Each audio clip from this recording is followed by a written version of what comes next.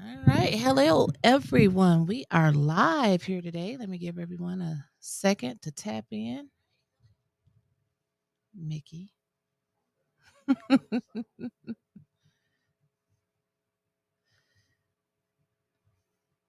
Sheriff, thank you. We're going to give people a couple seconds to tap in All right. because they are definitely tapping in and I'm just wondering, this. does this remind people of the Sweat Hotel the way I'm talking? You know what I'm saying? Oh, you think so? Is this got that vibe? All right. I don't think you're right at Keep Sweat yet. All right. I just want to know if it gives me this vibe. This is not I quite don't know. the Sweat Are we Hotel. supposed to keep it low key So, and keep it nice and calm? Little. All right. you Or are we just- going to be able to just go crazy and have just- fun? See, now you got my phone on. All right. All right. I just got to know what kind of genre we're going to be I know. doing. I mean, you just threw our serious interview all off.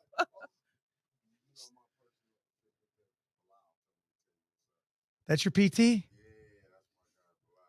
Wow. Oh, nice. How about that, man? There's a lot of connections here. Family, friends. Oh yeah, so many people, all across the county, like, are waiting for this interview. We have tapped into social media networks that we weren't able to tap in until this interview. Really? Like, people in Grand Blanc are waiting. People in Mount Morris are waiting. Right on. People in Burton are waiting. People in Lapeer are waiting. I mean, maybe they want you out there too. I mean, it's a whole different county. But for the record, I married a Lapeer girl. Are you? Yeah, I met her in jail. That's what? Oh yeah, I met my wife in jail. How about that? Okay, that sounds a little weird. Don't judge. Don't judge. Don't judge. We're gonna leave that alone. That's right. She was a social worker. I was working for AB. Okay, all right. Thank you for I know. I want to say thank you to Reggie Coleman out there who connected us, Chris Flores, and 29 years of marriage. Oh yeah, Jamie girl. And she doesn't look like she's so lucky. 29. She is so lucky. No, you are so lucky. You are so lucky. I don't disagree. I don't disagree. All right, so we are going to go ahead and get started here. Just let me tap on the page because the sheriff has another engagement, but he was so kind to not. Here we go. He was so kind to not cancel with us, so we're gonna do and get everything in the best 45 minutes that we can. So first of all, I want to say thank you for tuning in to the Wyntis Hall Show. Shouts out to A10 News Media Group and the best producer in the world, Mickey Jordan, and also our first show sponsorship. What? Our first show sponsorship came from Shantae Smith, CEO of Unleashed in Genesee Valley, located in the Burlington wing. Good. So he sponsored this show today. First time ever. That's an with honor. Sheriff Swanson on there. No, so he probably did it just before he knew I was coming on, not because of me. I give you credit for that. You know what? We're not going to go there. So good evening, everyone. But I'm nervous. Good evening, everyone, and share and tell a friend that Wyntis Hall is back on the air again. It is so good to have you here. Thank you. I'm excited. I am so excited to have you here. I have so many questions for you. This is not going to be a Coco Melon interview. I'm not known for that. I'm known for the tough, hard questions. And I'm going to dive right in because people want to hear, they want to know, and they are listening and watching. So first of all, let me just skip over everything. And I've said it to you, it seems like now, week after week. Thank you for everything that you're doing for our community. Thank you. I gave you a real hard time at first. And I'm a girl. Let me say, what you're about to tell me is the reason why I'm here, because really? Honestly, that meant a lot to me. So I'm anxious to hear this. Yeah, so I gave this man a real hard time. Not only him, but his department, the whole sheriff department. I had a fit over Operation Arrowhead. I mean, I was thorn in his side, and he knows it. And that has become one of the most successful programs that we have ever seen in the city of Flint. Yes, ma'am. Until people are screaming, why can't we have Operation Arrowhead all over the city. We want to be safe coming out of Vibes, coming out of even Roadhouse in the township, like they come out of 501 and Zolo downtown. Why should Mr. Brown have to pay hundreds of thousands of dollars every year for security when the sheriff department can just expand just a little bit? So first of all, thank you. Yeah, thank for you. Operation Arrowhead. What's the history behind that, and what about expansion? So I know it's your interview, but I have to ask Yeah, a question first. Yeah. What is it about what we did that changed your perception of this operation and me? When I seen, so the first week, it was so many people, like people like to gather and the crowds like to come. It's not a lot for people to do. And the sheriff department took control of the situation. When you have different instances downtown that don't always make it to the news media, the sheriff department is always the first one there. When you have issues in the bar, in the alleys, the sheriff department is always the first one there. And people are calling me. People are out there watching, videotaping, and they are like, Wyntis, we were wrong. They're doing a good job out here. It went from the first weekend of da da da da da until we got she won the prize today to come in. Hello. So I seen all of that, and all the feedback from the people in the community said he's doing good work downtown. We feel safe walking downtown. We feel safe walking from the loft, strolling down the street. My husband and I came down there. We brought the kids down there. Beautiful. We feel safe, but we want to sit out on our porches over our friend's house on Roof Street in Laredo, Grant, Holmes, Oxley, Prospect, Berkeley, all around the city of Flint, Vernon, Franklin, wherever. We want Operation Genesee County, Operation Flint. Why can't we have that? So first of all, thank you to the people that gave us a chance. To answer your question, how it started, I think it's important for people to know that I started the sheriff's office when I was 18 years old. Really? This is all I know. And I love this community to the point where I grew up in a mixed neighborhood in Ottawa Hills, and I worked my guts out going through high school. My parents didn't give me anything. I earned everything, and I worked hard, and I have people in my life like Dr. Avon Burns that poured into me. And when you learn about folks that don't look like you, don't live where you live, and you respect it, and then you are able to be in a position of leadership to teach that to other people's, that's how you change culture. Right. And little did I know throughout my whole life, those seeds have been planted and germinated by different people. And when I came through the ranks of the sheriff and then was appointed sheriff in 2019, there's a lot of things that I wanted to do. And there's things that we've done that we didn't even anticipate. And one of those was Operation Arrowhead. And so in 2022, Memorial Day weekend, downtown, there were 4 shootings, 1 fatality. And when you see the downtown, you saw how vibrant it was and all the businesses and the DDA and that the downtown is the hub of the county, not just Flint. And if folks in the out county don't realize how important Flint is, then we've lost our focus as a Genesee County. And so I was contacted by then board chair Dominic Clemens and Ridgeway White from Grand Blanc, who's the CEO of Mott Foundation. And they said, we'd like to have a meeting. Now, mind you, I'd already been the sheriff now going on 3.5 years. So they kind of saw my MO. They saw what I've been, and they said, we need help. And, George Floyd's murder taught me a lot, and what this community did and how it showed out. It changed the whole direction of my life. It really did. And I had swore to the 3.2 billion people that saw that moment in one 24-hour period. That was huge. That we are not going to let his death happen in vain.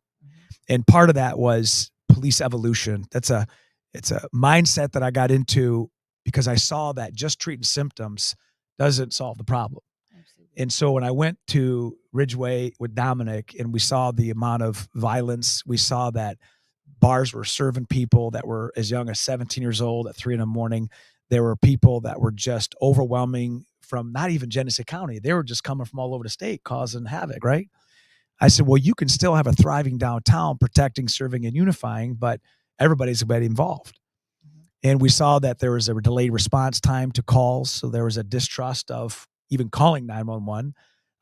There was a kind of a fracture of communication between my office, Flint PD, U of M, MSP, and Mott. And I said, we're going to go right back to the basics. And I will assemble a team of 5 personalities, 2 supervisors and 3 deputies that know how to deal with folks. Even in the midst of trials and tribulations and problems, they know how to treat folks with respect. Because, when people do wrong, they usually know it. Absolutely. But it's how you deal with it is going to really determine what path it takes. And so I said, we will do this. And the first contract was for $1.1 million for 1 year. Okay. The county put in $250,000. The rest came from the Mott Foundation. And I said, I can put a team together as long as I meet with the partners within the next several weeks by July 1st. And I'm going to tell you, it passed through the board like quick. And I met with Flint City. I met with the state police. I met with Mott. I met with U of M. We all got together, and I said, we're going to do this. We're going to work the high times of visitation and business opening, and we're going to solve the problems, not just take people to jail. We're going to go to talk to people. We're going to be out in our cars. It's like old school community policing, but with new school protection. Right. And in the meantime, what they didn't know is I had a secret weapon, Kyle Kuzma. Oh. You want to know this? Yes. Okay. So, player. Yeah, okay. Good dude. Anyhow, I got with a team of 5 and I said, I need you to commit to 1 year with the mindset that we're going to change the way we do policing. And that is, when you take somebody to jail and they did wrong, you treat them like a human being with respect. And you if you have to tow their car, you tell them why, but you don't use it as a punitive damage. And when you're talking to people from visits outside, you're ambassadors of the city. And I said, if you got somebody that's causing a domestic disturbance, go find out why. Oh, they have no food in the refrigerator. So let's bring in our resources. Let's bring in Center of Hope, where I'm going tonight. Let's bring in the Carriage Town. Let's bring in the United Way. Let's bring in Mother Jones and start fixing that problem. Because if I didn't have anything to eat, I'd be foul too. Absolutely. And what we found is we were solving problems and they wouldn't reoffend. Mm-hmm. And then when we had people that were just, causing havoc that were from the outside, we told them, listen, this is your first and only warning. You come back here to ruin what we're building in the city, you're going to jail. Right. But on the flip side, when they're not doing that, they're talking to people, they're going into businesses. And I remember it was the second Saturday, because I'm always on there. I was there for the roll call. I realized when I'm driving around, because Operation Arrowhead is from Dort Highway to DuPont. Oh, we know where it is. From Hurley down to 69, 4.8 miles, 15% of the city. And the crime stats just in that area have went down. Crazy. Like Swanson. That was another pivotal thing that we noticed. Like, look how the crime has went down in this 4.8 miles.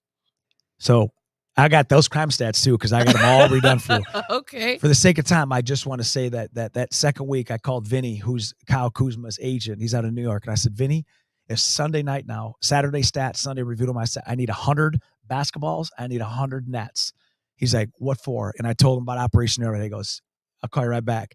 He sends me a text of a tracking number. He ordered 100 from Kyle Kuzma. They came in that afternoon. I told the staff, I said, when you're driving down the neighborhoods and you see an old beat out basketball hoop and young folks are playing basketball, you get on the roof of your cruiser and you replace that net. And then you give them that basketball and tell them this is from the sheriff's office and Kyle Kuzma, the NBA. And I'm telling you, it was like a wave of revival, because how come you didn't blast that? You don't need to. No, man. When you blast your own word, something big. But that's something big. Doing right will blast itself. You don't need to be the front person to do that. But I'm saying that's the kind of stuff that has changed the culture. So now when you look at like businesses and houses, I mean, do you know, this is no joke. We had Justin Hunt and 2 other deputies talk a guy who just got into domestic off from killing himself, putting a gun to his head, a black male. Okay. This is just last fall. I held a gun to his head. Justin Hunt, one of my sergeants, is talking him down from killing himself. You could have easily turned that into a fatal situation. but we were able to talk him, put the gun down. He turned around and we got him help at Hurley. We didn't criminalize him. Do you know since July 1st, ready for this? And one of them's bad. Okay. We can't call victory if anybody's hurt. Right. But I want to tell you that since July 1st, we've had one shooting in Operation Arrowhead in 4.8 miles since July 1st. And we've had 660,000 visitors from July 1st to December 31st.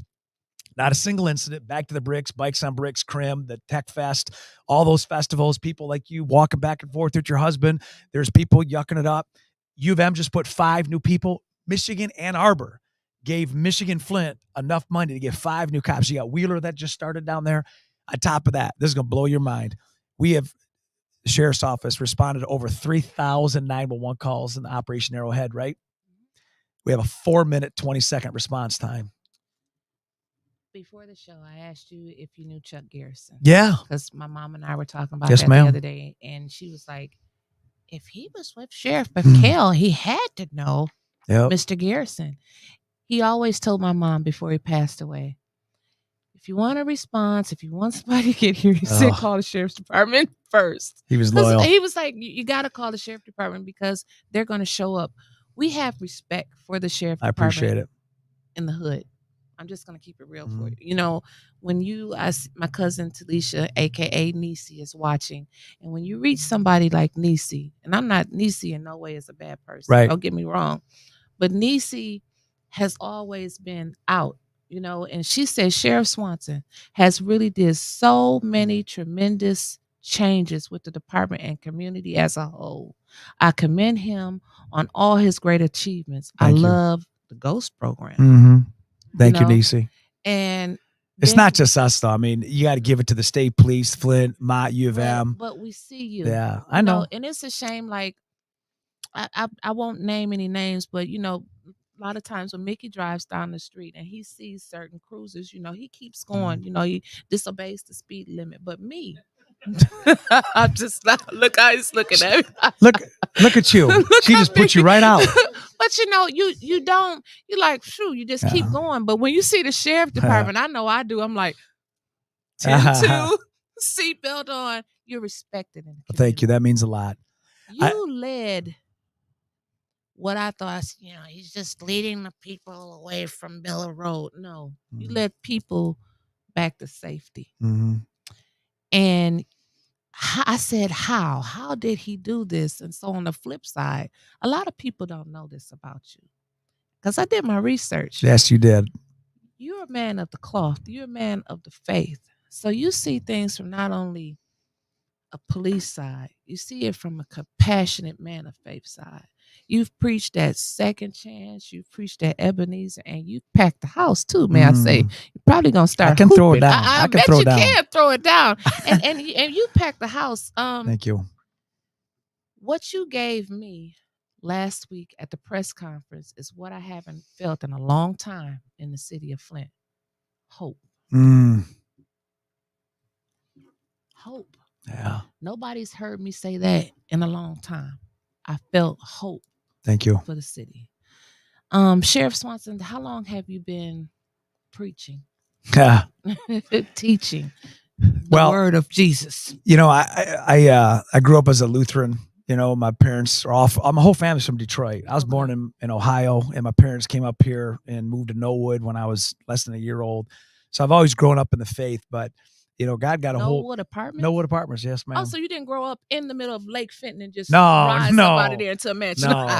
Y'all know I was a little shady with the shade. No, ma'am. I grew up.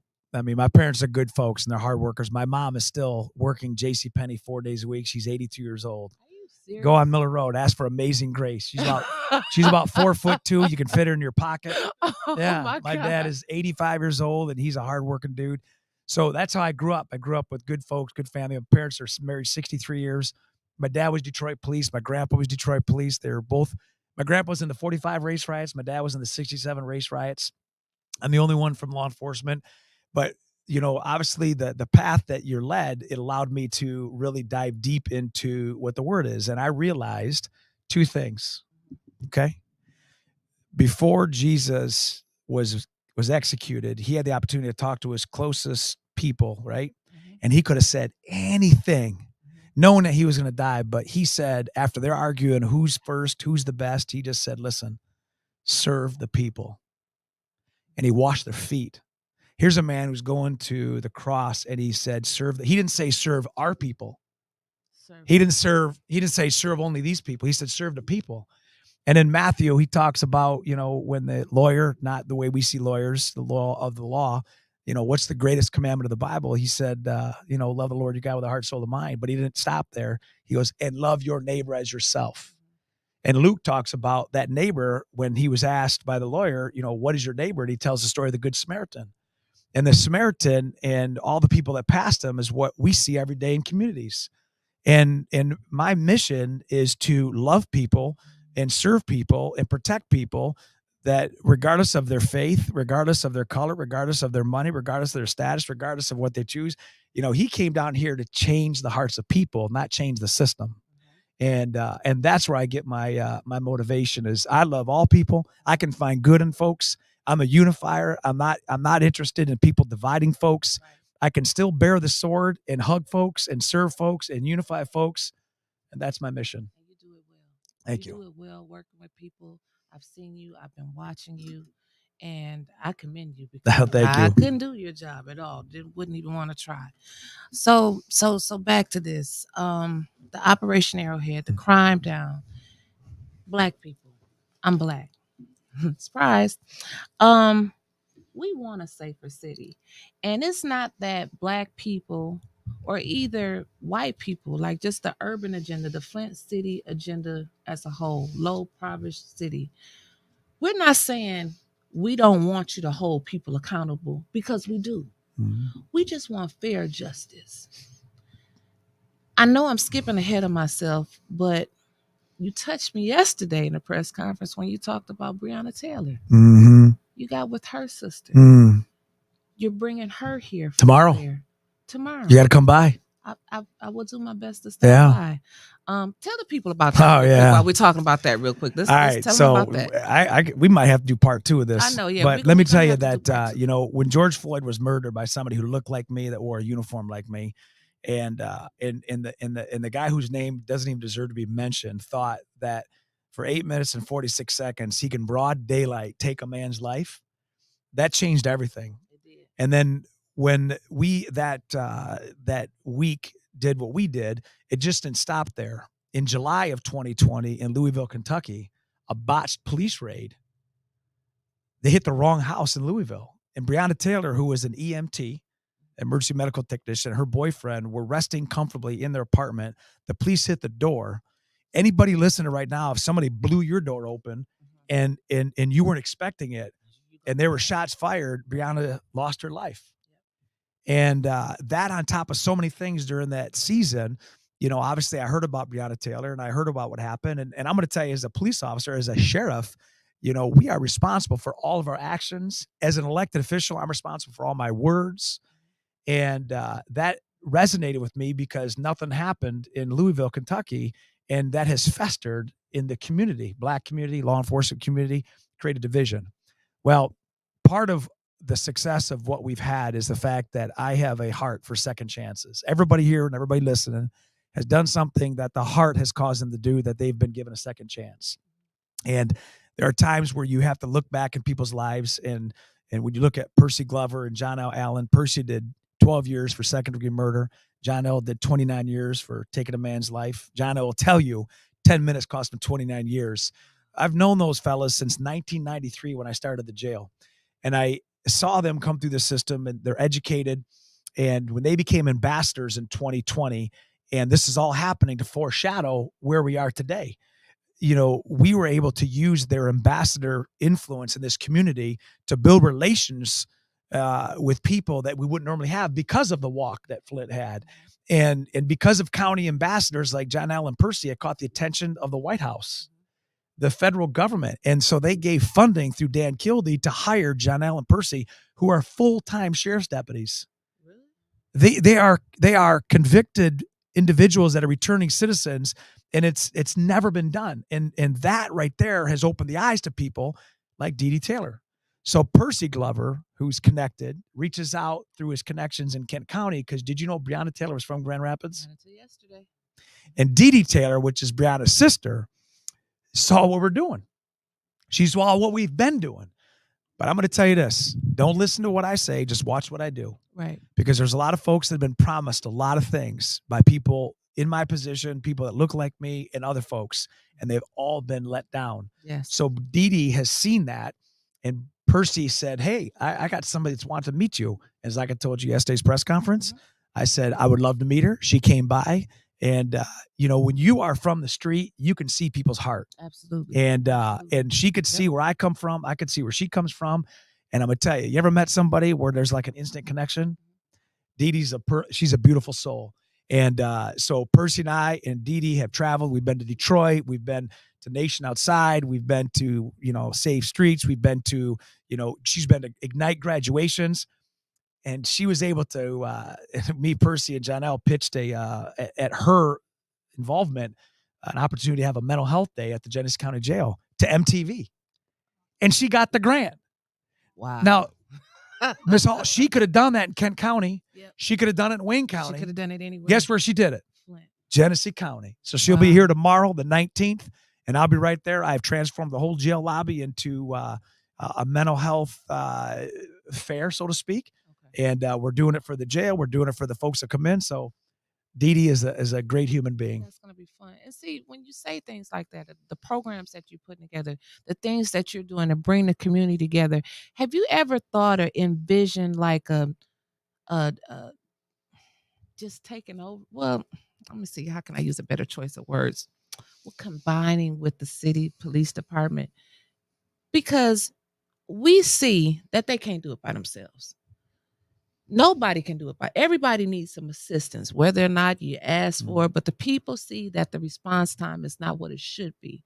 That's why you got people calling the sheriff department. We don't want the sheriff department to get overwhelmed. So what about that? So let me just tell you, behind the scenes, just like all the production that goes in to make this show happen, folks probably don't see it. They don't see what Mickey does and what so like in the parking lot, I was talking to T Green, who I've known since I was 20 years old. And T and I and Jeff Ancliffe, the deputy chief, I mean, we are always in concert. We work well together. I have the best relationship with Flint PD than I've ever had in my whole career. Really? Yeah, because those guys get it. And T's from the street. And you're right. No, I can't do it by myself. Operation Arrowhead is not the Swanson show. I need the ATF, the DEA, the FBI, the Flint Police, the MSP. I already told all that. So I think what we do is, now that we have what's called a force multiplier, which is together we're marching in the same direction, that's why you see this. And that's why it is filtered even beyond the 4.8 miles. If you look at the crime stats in the city of Flint overall, they're down 60%. Like, we are making a big difference because it raises everybody's game. And that's what we've done. So, and it's not only here in Flint. Our Ignite education model we launched in September 2020. That's in 7 states. I just launched it in Dallas. I'm going to Boston in 2 weeks. It's changing jail culture. Are you kidding me? Genesee County. Yeah. It's a model. What? He said, what? Like, what? Who you think I am? Did you hear? He said that, like, what? So 3 weeks. We're coming up on 3 weeks. Like, I got a whole list of questions, but I'm just so excited about talking to you. 3 weeks from when you led the people, when somebody said, just walk with me. And you led, how many people were out there? Ooh. That moment was seen all around the world. But you didn't seem like it was a big thing to you. I mean, what were you thinking at that moment? Were you thinking, I gotta get these people safe? I don't know what to do. Like, God lead me. What was going through your head at that time? All right. I'm going to tell you a behind the scenes story that the news didn't cover. Okay. So let me tee it up. We all felt the same during that week. You just came back, the first wave of COVID in 2020. People were laid off, people were working from home, and you saw what happened in Minneapolis. Absolutely. And then that just, every day it just built and built. And then when we had a scheduled protest, with Johnny and other people from the community on May 30th at Target parking lot, it started at 5:00. We didn't realize that the night before, on May 29th, that cities across America would be lit on fire, because that was the tipping point. Minneapolis, Miami, Washington, D.C., the state of Washington, I mean, Portland, they were lighting big buildings, sheriff's offices, CNN got lit on fire. Yes, they were. And so there was this increase of stress between the community on that next day. Well, I got to admit, I, at that moment as the sheriff, prepared like anybody else would for confrontation.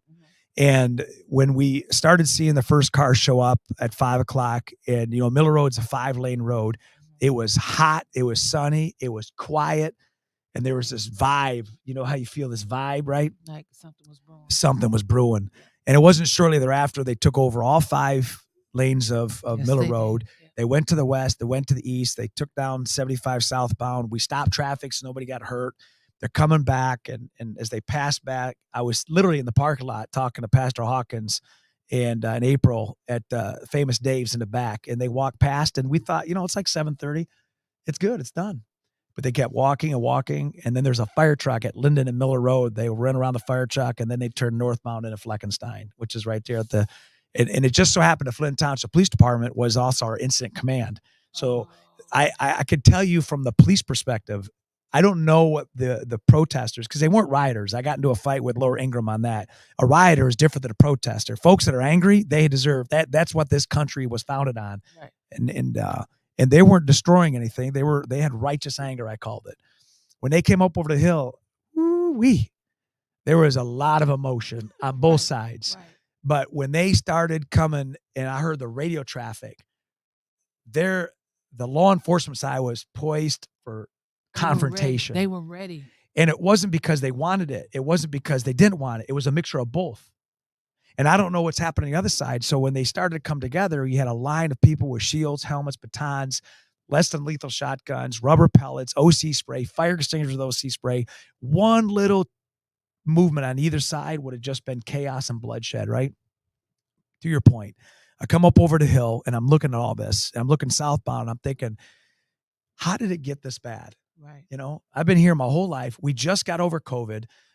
I deputized 45 faith-based leaders in March, just 2 days, to feed 1 million pounds of food across the county because COVID was down. Like we serve because of one ding dong in Minneapolis. We're here now, right? Yep. So anyhow, they're talking about all available units. I'm telling you, the sirens from all over the county were coming. You just heard sirens and 4-barrel engines and tires and screaming and yelling. And so anyhow, one of my guys, he had a less than lethal shotgun that's out, and I told him to tuck around the car. I said, it sends a bad message. And another guy was there, and I told him the same thing. And he goes, Sheriff, man, these guys have guns. And I look in the crowd, and you see a bunch of open carry pistols. So I'm like, so law enforcement now sees guns. Right. It's just a matter of somebody who's either angry or somebody who may be immature could make one decision, and now it's just, let's just shoot off a firecracker. Now, and then there's nothing, right? Faster. But I'm going to tell you, by God's grace, I call up Pastor Hawkins, who I just saw, and I said, where are you guys? I'm in the crowd. And I said, I'm coming for you. And I knew if I went in there with my helmet on, that it would send a message, like a confrontation message. Right. And I'm going to tell you, this is all on autopilot right now, because you always perform in chaos how you prepare in peace. Okay, I got you. Will always perform in chaos how you prepare in peace. And I'm only saying this because I've had a chance for all these years to review it. But at that moment, it was a sympathetic response of nervous system, right? So I go in there, take my helmet off, I give him a big old hug. One of my guys, Captain Cronkite, he as soon as I gave Hawkins a hug, I turned around and he's like, hey, this guy wants to talk to you. I'd never seen him before. I'd never seen him since. And I looked at him and I said, hey, I didn't get a chance for him to say hi. I said, listen, that guy in Minneapolis ain't who we are. I said, these guys are here to help you. I said, you tell me what we need to do. I'm telling you, I don't know why I said it, but you'll always perform in chaos. And he said, tell the people what you told me. I said, well, get their attention. And he said, hey, everybody, in this baritone voice, the sheriff wants to say something. And man, it was just like the Red Sea. It was crazy, right? And I'm going to tell you what this, I watched that video even to this day, and I get choked up because I will tell you, to everybody that's out there, you never know when your moment's going to be called. And when your moment's called to do right, you better do right. And you don't do right by thinking it. You do right by reacting. And that's why I said yesterday, nothing to hide, nothing to fear. And when I had that crowd around, I started talking, and I said, and I didn't mean to diminish it being a protest. I used the word parade to kind of de-escalate. because it changes the way folks are thinking, right? And this is it wasn't all white, it wasn't all black. I mean, I said, you got babies, you got dogs, you got people. There's one guy in a wheelchair there. I'm like, this guy's gonna get run over, right? Right. I talked to my pastor about that, who said to tell you hi to Pastor Wallace Hill. Okay. He said he was just at the police something you Yeah. guys had the other week. But I asked him, I said, he's calling in a parade. He was like, well, he doesn't want to say protest. You don't want to pour gas. I wasn't trying to do that. Yeah. I was just as mad, but in a different way. But who would ever think just to keep it real, you're a white guy. Mm-hmm. You talking to Pastor Hawkins, like, I know several white guys, probably 8 out of 10 of them would say, you go. Yeah. You go out there with them. But you went. You got to have guts. And instead of, in my mind saying, oh, he's leading them away from the businesses, you protected those people because the police were on guard. We seen the after videos, the videos that people were showing and filming behind the scenes. You protected those people. That just was instinct. You don't have any no-knock warrant violations in your department. You don't have any police brutality in your. How do you stay away from scandals? I mean, like, can you look into the camera and tell the Flint politicians how to stay away from I can't do that. I'm going to tell anybody to stay away from scandals. Just do right. And when your people do wrong, address it. You can't, listen, I'm not immune to bad decisions by my people. We have had our issues of people that perception's bad. And I fired people. I had fired a guy just 2 weeks ago whose 6-year-old son shot his 11-year-old son with his gun. He was a deputy coming to work. I fired another guy who was chatting us on a ghost operation while he was working, trying to come and have sex with a 15-year-old. He was working. I ended up firing, charging him. He was working. Yes. I was at an event in Richfield Township a year and a half ago, and I got a call from Saginaw County. They're investigating a dog that had its front paws, his back paws duct taped, his muzzle duct tape, and he was shot in the head and dumped on the side of the road in Saginaw. Had a chip in it. Chip came back to one of my deputies. I fired and charged that guy. So listen, we're not without ignorance, but the key is to own up, address it, and become better for it. And see, that's what you do. You take care of the problem, so it won't keep festering. But you know why people don't a lot of times? And I'm going to just talk about elected officials like me. People think that if you address something as a leader, it's going to look poorly on you. No, that's why you're a leader. Exactly. That's why you take care of those issues so they don't fester. Right. And they don't turn into big scandals. Right. Right on. So, oh man, yeah, we're definitely going to have to do a part 2 because I just have so much that I want to say. But to your point, I'm going to tell you that day, I never knew who Johnny was. I didn't know who Quan was. Johnny Franklin. I didn't know who they were. When Pastor was there and everybody turned when I said, what do you need us to do? And they chanted without any preparation. These folks didn't know each other. And if you watch the video, see it's within a second when I posed the question. It's like, that's all folks wanted to be listened to, right? That's a simple solution. And then when they responded back, I got to tell you, it put me on my heels. Right. I watched the video and I think to myself, what's going on in Chris's head? And I realized that it's every decision I've made in my entire life came down to that one moment. Right. I couldn't have said, let me call my family. Let me think about this. It was right there that I had to make a decision. And if I'd have taken one step back and said, you know what, we're going to have a confrontation, we probably wouldn't be here. And I'm not saying that I did anything that anybody else would have done, but I will tell you at that moment, God gave me the spirit to make the decision to heal the city with people that I didn't know. And as we turned and started walking away, there's another guy. And this is why I'm so passionate about what I do and where I'm going for this community. Is one of my guys, as I turned him and we're walking away from the police department, I said, is the police department safe? He goes, it's good. And I said, where are the people? And he looks at me, says, they're all following you. Do you know that's a huge responsibility that I took and I take serious every day. Yeah. And I didn't say, I want all the black people to follow me. I want all the white people. I want all the wealth. I just want to lead people and to encourage other leaders to lead people because people are hungry for authentic, intentional leadership. Yes. And when we got back to the Target parking lot, I said, Johnny, you speak. Quan, you got to talk. Pastor, you pray. I'll talk. And I'm hanging on this light pole in Target because folks dropped what they were doing to be a part of it. Yep, you couldn't even get a parking spot, right?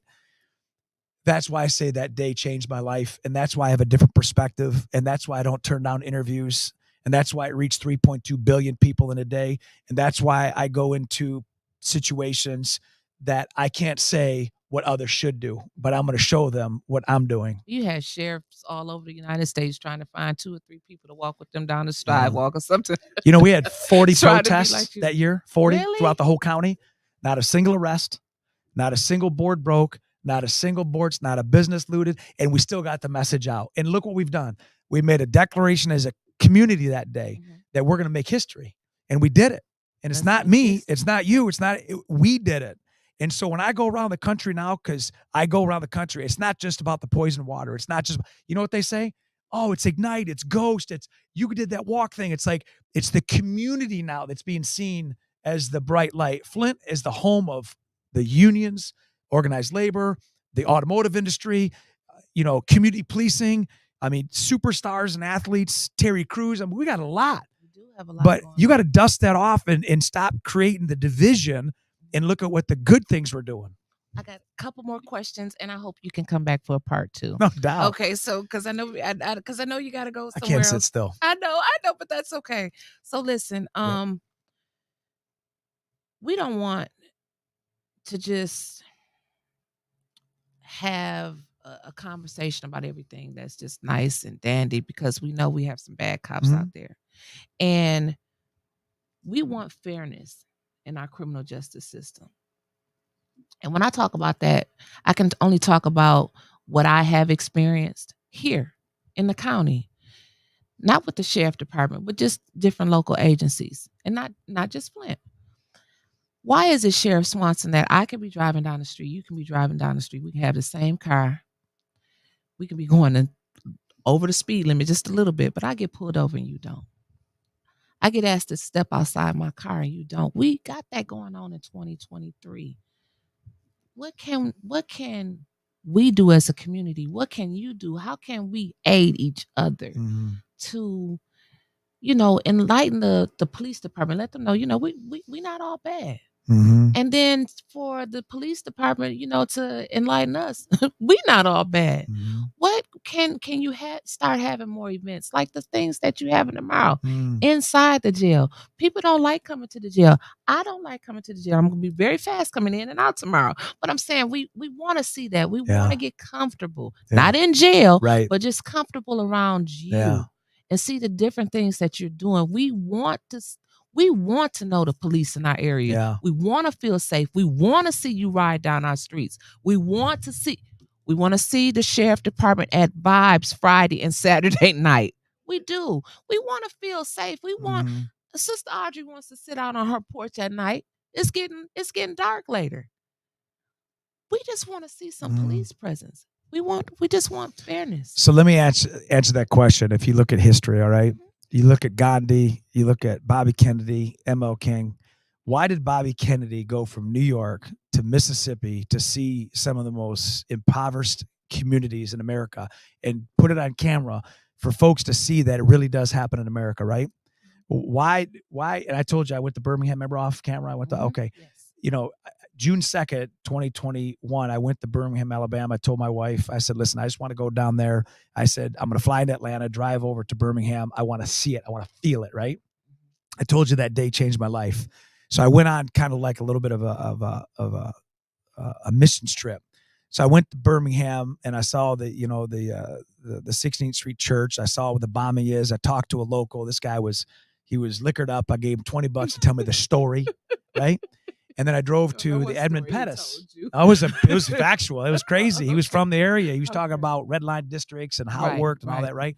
So when you think about where we've come from 1963, when those 4 little girls died, and then where we came from, where, you look at the jail cell and you see MLK was locked up for trying to stick up for folks, and Bobby Kennedy goes down there and, and MLK says to John F. Kennedy, you're trying to keep America safe from the foreigners. You have war within your own borders. You got to fix that, right? And here we are. All these years later, my dad and my grandpa, I told you, it's the same thing, right? If you're going to change the system, I want everybody to hear this. You got to change the culture. You don't need new programs. You don't need new debt. You need to change the culture. It's not always just throwing money at it, throwing a new person at it. You got to shift. So Genesee County has been around since 1836. We've been going in one direction. To change the culture, it's going to take time. Everybody that I just mentioned had a moment that creates momentum, that creates movements. You got me some Facebook posts for Right next on. week. Right on. Right. And so to answer your question, I don't know why two people get pulled over and one gets treated different. But I will tell you that I will set the standard, because that's my mission, is that we're going to evolve the policing. We're going to teach and educate. You talk about the jail, you teed that right up for me. Do you know when we do our Christmas spectacular, which is the first Saturday of December, and I take 300 boxes and we go across the county and we give people boxes that are $200-$300 in value, refrigerators, dressers, the Regency, man, we put up washer and dryers in there. I get folks from all over the county. I've done it 4 years in a row now this year. I take people from Linden, and they serve people in Genesee Township. I take people from Grand Blanc, they serve people in Beecher. I take Bucktown, I take them all the way down to Fenton. Child, he said Bucktown. And I'm going to tell you, what happens is people just aren't comfortable talking to somebody that doesn't look like them, right? Doesn't live on their street. Right. And if you're going to change that culture, it's got to start slow but steady. It cannot relent. And so we use the sheriff's jail as a hub to bring people down. Christmas Spectacular. John L. and Percy started the gift exchange. We have moms and dads in the jail. Their kids don't get Christmas. They don't deserve to pay the price for bad acts or addictions or mental health crisis, right? So, and Christmas, I have the inmates write Christmas cards to their kids. We go buy the gifts. So family brings the kids to the jail. We give them the card from the parent that's upstairs. I open up all the floors so the parents can see their kids coming in and wave to them. We have video messages being recorded. We pipe up to the jail. I mean, these fellas are crying. Tomorrow's event, that's because Dee Dee Taylor sees the good work. We want to make this a hub. When you look at the expungement fair in 2021, we were the first county in the state that the governor, the AG, said we want the expungement fair to start in Flint. We had 750 people signed up, 1,440 people got expunged that day. Wow. And then my man, Raphael Washington from Wayne County Sheriff was here. The sheriff, they did theirs. They had over 2,000 down there. I'm just going to say this. I don't know why people do things different, but I do know that we're setting the tone to change culture. And it's going to take time. Be patient. Okay. One more before you go. That second piece of that the press conference yesterday, where the guy, the man was 58-year-old, was laying there on the floor, and the young man came around the corner, around the bench, and stomped his head into the concrete. Jail overcrowding. I read an article where you finally signed the contract with the city to open up the jail. Now, will the county be running the jail? Who's going to be running the jail? I don't know how that works. So that's actually the city lockup is different than the county jail by law. The county jail is a jail where people are housed. I got folks in the jail that have been there over 6 years. Are you serious? Heck yes. In the jail? Come on. Here's why. Because the jails in America are mental health hospitals, and they're usually housing people in the high 90s that are in the pretrial part of their case. Most people are not sentenced to jail. And so you've got people that have been there, and for a whole lot, that's a whole other show about the justice system and all that sort of thing. But the city lockup by law is a 72-hour lockup that has different requirements as the jail.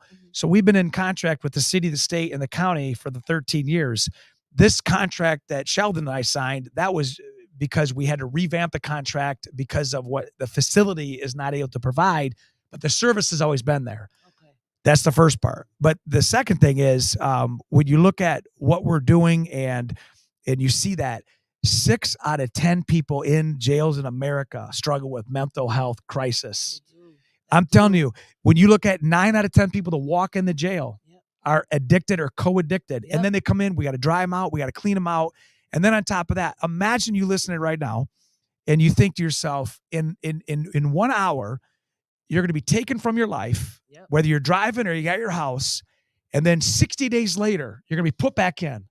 Nobody's fed your dogs, nobody's paid your rent, nobody's paid your mortgage, nobody's paid your insurance, your car may be gone.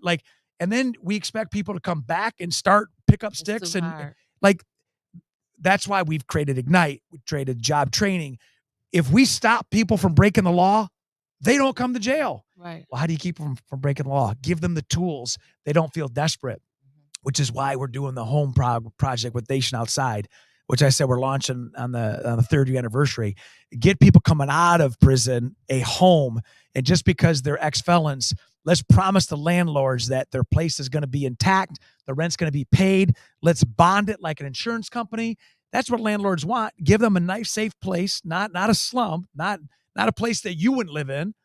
But if you're coming out of prison and you've got a history of getting educated, paying your debt to society, you've been locked up for a number of years, you've been in programs, your cell has been clean, everything's good, you just need to come out and reestablish yourself. The biggest reason people reoffend is you ain't got no place to live. That's true. They sometimes do it to survive and thrive, and they feel like, so I'm not making excuses. We're going to have to have a part 2 because I want to hear about this. I know you. Bottom line is we're changing culture in Flint. Change the culture. Yes. That's all we all trying That's to do. it. We all trying to help. And you got some extra sheriffs for Monday for me? I'm going to need about 2 or 3. For what? Maybe 4. Because I too want to switch the culture and shift and change. And so I heard that the council meeting, meeting is going to be at the county administration. Officer Metcalf's got that all covered. Well, I'm asking for 200 people to come now, so we might need a couple sheriffs. No, we're good. We're good. It'll be fine. Because I'm going to be on my best behavior. And all the people that's coming with me. Well, let me just tell you that. Can I do a final thought on my part? Because you know what, Sheriff Swanson, wrap it up on my show. That's respect. Thank you. No problem. But I'm just going to tell you this: if we lead with our heart, anger will confuse the solution. And if you're going to truly try to change culture, and that's what you desire, you may have to go the extra step and lay down your sabers and get right with somebody that you may be feuding with. Because nothing gets solved when we are fighting within ourselves. And I speak that from law enforcement, right? And if it takes people to step out and say, listen, I understand what was done in the past, but this is where we're all going. And this is the group of people that we need to serve. These folks, they need us. And everybody out there who's got a position of influence, they need us to lead. But if what does Abraham Lincoln said? A house divided will crumble. It will fall. And we've got so much good of folks looking at us from around the country. I'm telling you, people are looking at Flint. I travel. We just got to do right. And so, yes, the Bible says those who exalt themselves will be humbled. Those who humble will be exalted. And so humble yourself. That's not weakness. That's strength. And when you look at that, you can lead folks. That chapter yet. You ain't got that chapter? There you go. But I'm just saying this. Right. Make a decision today not to go after people or things that you historically have been emotional. Let's try to work on solutions together. And you will see that culture change continue to shift. But if we operate in our silos and you're fighting with this fight, and it'll always happen, police against a community, then more George Floyds are going to get killed. Right. We don't need another one. No. So that day, it changed everything because it changed the way we did business. And that's my call to action. Make right with people that may have done you wrong. Forgiveness is powerful. Lead with humility. Set the example. Don't listen to what people say. Watch what they do. And for yourself, your actions will prove your heart. Well, I guess he just told me what I need to do Monday, so I'm going to be peaceful. That's conviction right there. I'm going to be peaceful. Sheriff Swanson, thank you so much. Thank you, Mickey. Part 2. We can do a part 2. I'm going to get with you, and we're going to bring you back on in yes, ma'am. a few weeks. I appreciate everybody listening and watching. Oh, man, you did. This did really good. Thank you so much. Thank you, Sheriff Appreciate Swanson. everybody. Part 2 coming soon. Stay tuned.